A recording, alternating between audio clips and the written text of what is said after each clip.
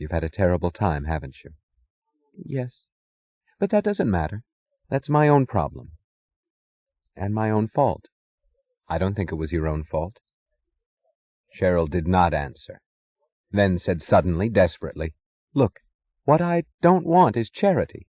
Jim must have told you, and it's true that I never engage in charity. Yes, he did. But what I mean is— I know what you mean. But there's no reason why you should have to feel concern for me.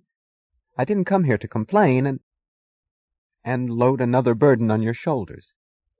That I happen to suffer doesn't give me a claim on you. No, it doesn't. But that you value all the things I value does. You mean, if you want to talk to me, it's not alms? Not just because you feel sorry for me? I feel terribly sorry for you, Cheryl, and I'd like to help you.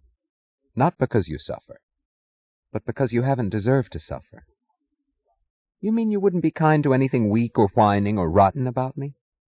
Only to whatever you see in me that's good? Of course. Cheryl did not move her head, but she looked as if it were lifted, as if some bracing current were relaxing her features into that rare look which combines pain and dignity. It's not alms, Cheryl. Don't be afraid to speak to me.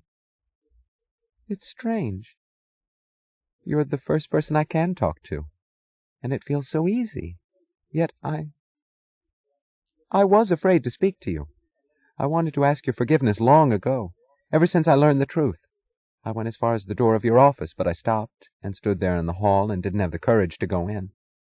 I didn't intend to come here tonight. I went out only to think something over, and then suddenly I knew that I wanted to see you, that in the whole of the city this was the only place for me to go and the only thing still left for me to do. I'm glad you did. You know, Miss Dagny, she said softly, in wonder. You're not as I expected you to be at all. Jim and his friends, they said you were hard and cold and unfeeling. But it's true, Cheryl. I am in the sense they mean. Only have they ever told you in just what sense they mean it? No, they never do. They only sneer at me when I ask them what they mean by anything, about anything. What did they mean about you? Whenever anyone accuses some person of being unfeeling, he means that that person is just. He means that that person has no causeless emotions and will not grant him a feeling which he does not deserve. He means that to feel is to go against reason, against moral values, against reality. He means— What's the matter? She asked, seeing the abnormal intensity of the girl's face. It's something I've tried so hard to understand, for such a long time. Well, observe that you never hear that accusation in defense of innocence, but always in defense of guilt. You never hear it said by a good person about those who fail to do him justice, but you always hear it said by a rotter about those who treat him as a rotter, those who don't feel any sympathy for the evil he's committed or for the pain he suffers as a consequence. Well, it's true, that is what I do not feel. But those who feel it feel nothing for any quality of human greatness, for any person or action that deserves admiration, approval, esteem. These are the things I feel. You'll find that it's one or the other. Those who grant sympathy to guilt grant none to innocence. Ask yourself, which of the two are the unfeeling persons? And then you'll see what motive is the opposite of charity. What? She whispered. Justice, Cheryl. Cheryl shuddered suddenly and dropped her head. Oh, God, she moaned. If you knew what hell Jim has been giving me because I believe just what you said. She raised her face in the sweep of another shudder, as if the thing she had tried to control had broken through. The look in her eyes was terror. Dagny, she whispered. Dagny, I'm afraid of them, of Jim and all the others. Not afraid of something they'll do. If it were that, I could escape. But afraid, as if there's no way out. Afraid of what they are and that they exist. Dagny came forward swiftly to sit in the arm of her chair and seize her shoulder in a steadying grasp. Quiet, kid, she said. You're wrong. You must never feel afraid of people in that way. You must never think that their existence is a reflection on yours. Yet that's what you're thinking. Yes. Yes, I feel that there's no chance for me to exist if they do. No chance, no room, no world I can cope with. I don't want to feel it. I keep pushing it back, but it's coming closer, and I know I have no place to run. I can't explain what it feels like. I can't catch hold of it, and that's part of the terror, that you can't catch hold of anything. It's as if the whole world were suddenly destroyed, but not by an explosion.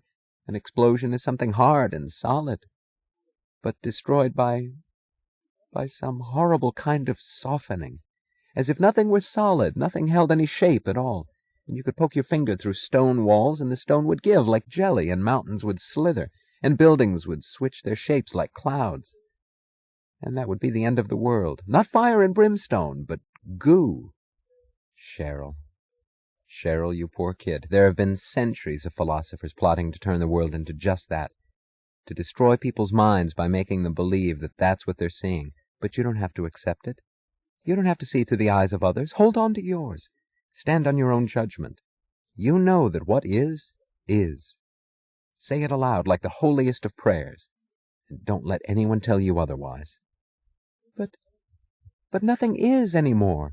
Jim and his friends, they're not. I don't know what I'm looking at when I'm among them.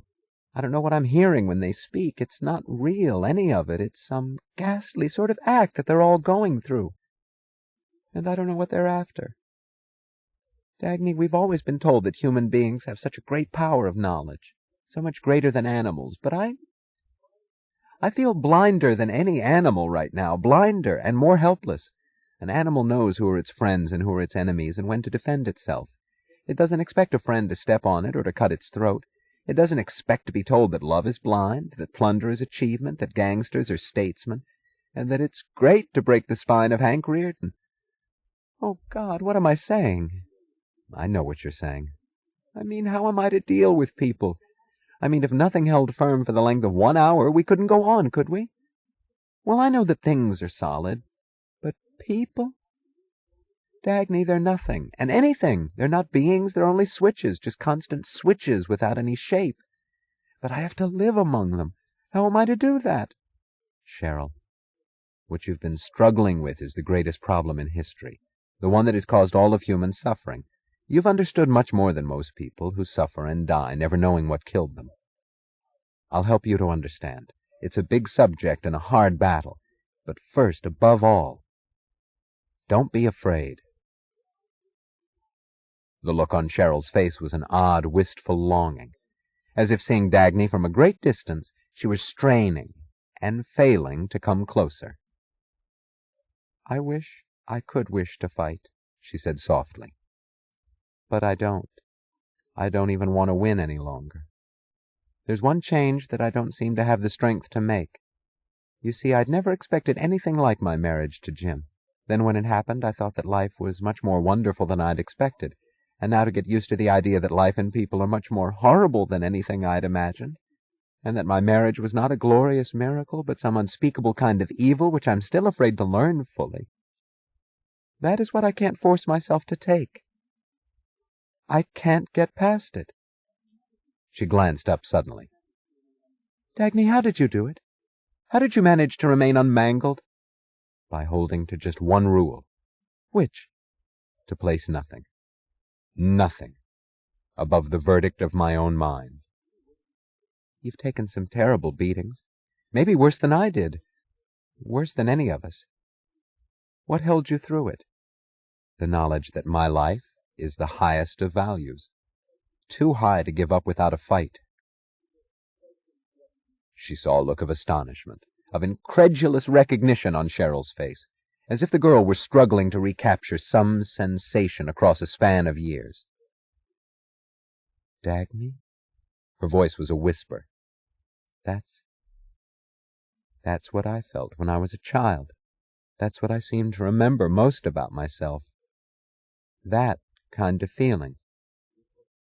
And I never lost it. It's there. It's always been there. But as I grew up, I thought it was something that I must hide. I never had any name for it. But just now, when you said it, it struck me that that's what it was. Dagny, to feel that way about your own life? Is that good? Cheryl, listen to me carefully. That feeling, with everything which it requires and implies, is the highest, noblest, and only good on earth. The reason I ask is because I wouldn't have dared to think that.